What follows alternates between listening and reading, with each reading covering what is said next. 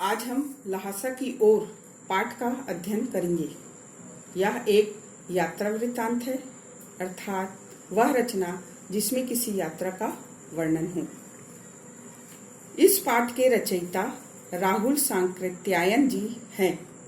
इनका जन्म सन 1893 में उत्तर प्रदेश के आजमगढ़ जिले में हुआ था। इनके बचपन का नाम केदार पांडे था। इन्होंने काशी, आगरा तथा लाहौर से शिक्षा प्राप्त की। सन 1930 में वे श्रीलंका में जाकर बौद्ध धर्म ग्रहण किए। तभी से उनका नाम राहुल सांकृत्यायन पड़ा। इन्हें अनेक भाषाओं का ज्ञान था। इनकी रचित पुस्तकों की संख्या लगभग 150 है। राहुल जी को यात्रा का बहुत शौक था। उनकी रचना घुमक्कड़ शास्त्र तो घुमक्कड़ों का प्रेरणा ग्रंथ ही है। राहुल जी का कहना था कि घूमने या यात्रा करने से मनोरंजन, ज्ञानवर्धन एवं अज्ञात स्थलों की जानकारी के साथ साथ भाषा एवं संस्कृति का भी आदान प्रदान होता है। ल्हासा की ओर में लेखक की प्रथम तिब्बत यात्रा का वर्णन है। यह सन 1829-30 के समय की बात है। तब तिब्बत जाने का एक ही मार्ग तिब्बत नेपाल मार्ग ही था, जिसमें भारतीय सेना के साथ साथ चीनी पलटनें भी आने जाने का कार्य करती थी। वहाँ अभी भी पुराने किले हैं, जिसमें कभी चीनी पलटन के सैनिक रहते थे। किले अब टूट फूट गए हैं, ध्वस्त हो गए हैं, लेकिन कुछ किसानों ने अभी उसे अपना बसेरा बना लिया है, जिसमें वहाँ कुछ आबादी है।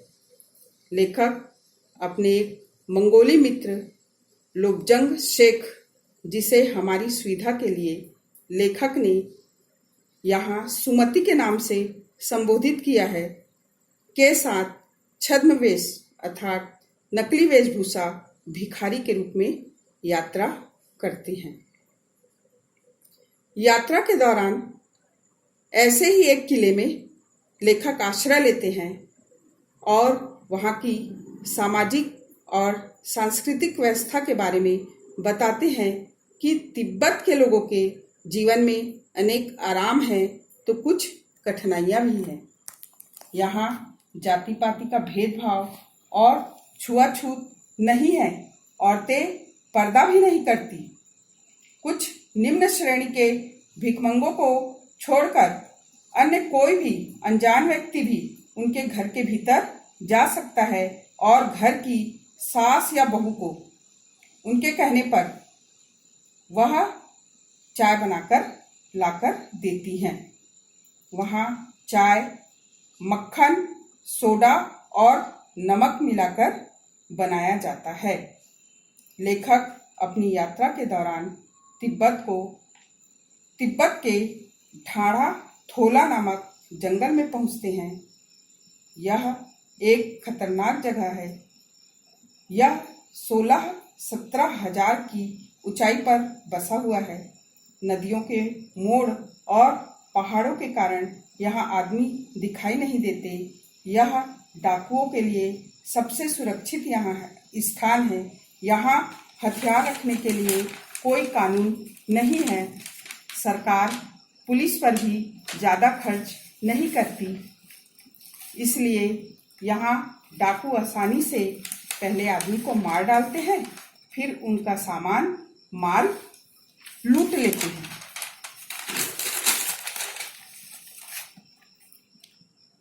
इसलिए सामान्य लोग भी बंदूक और पिस्तौल लिए घूमते हैं।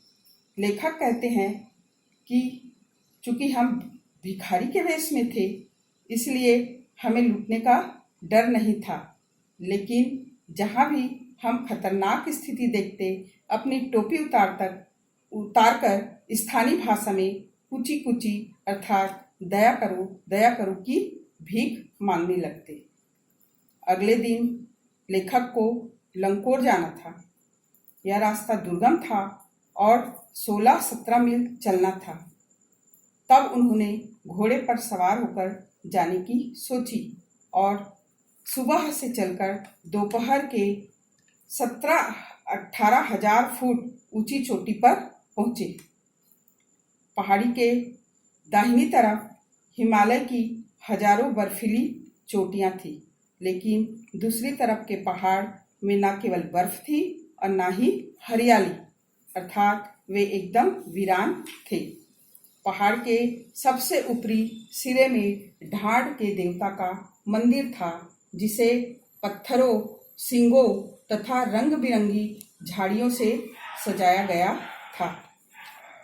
पहाड़ी से उतरते समय की घटना का वर्णन करते हुए लेखक कहते हैं कि मेरा घोड़ा थक गया था और मैं उसे जितना मारता उसकी चाल और भी कम हो जाती थी, इसलिए मैं उसे ज़्यादा परेशान नहीं करना चाहता था और मैं रास्ता भटक गया। दाईं ओर की जगह बाईं ओर मुड़ गया। 1-1.5 मील चलने के बाद रास्ता कुछ अपरिचित लगने पर समझ गया कि मैं रास्ता भटक गया हूँ। मैं फिर वापस आया। शाम के 4-5 बज गए। सुमति मंगोल का तो था ही, गुस्से में उसका मुंह लाल लाल हो गया था। लेखक ने जब अपनी और घोड़े की मजबूरी बताई तो वह शांत हो गया। लंकोर में ही लेखक ने रात बिताई, जहां उन्हें चाय, सत्तू और थुकमा, एक विशेष तिब्बती भोजन खाने को मिला। यात्रा का अगला पड़ाव तियरी समाधि गिरी था। यह एक विशाल मैदान था। इसके चारों ओर पहाड़ियां थी। इस मैदान के बीच में था टिहरी समाधि गिरी। यहाँ अनेक गांव थे और सुमति के बहुत सारे यजमान अर्थात जिनके घर अतिथि ठहरते हैं। सुमति सभी को प्रसाद के रूप में गंडे देना चाहता था। गंडे पतले पतले चीरे गए कपड़ों से बनते थे। कम पड़ने पर सुमति नए गंडे बना लेता।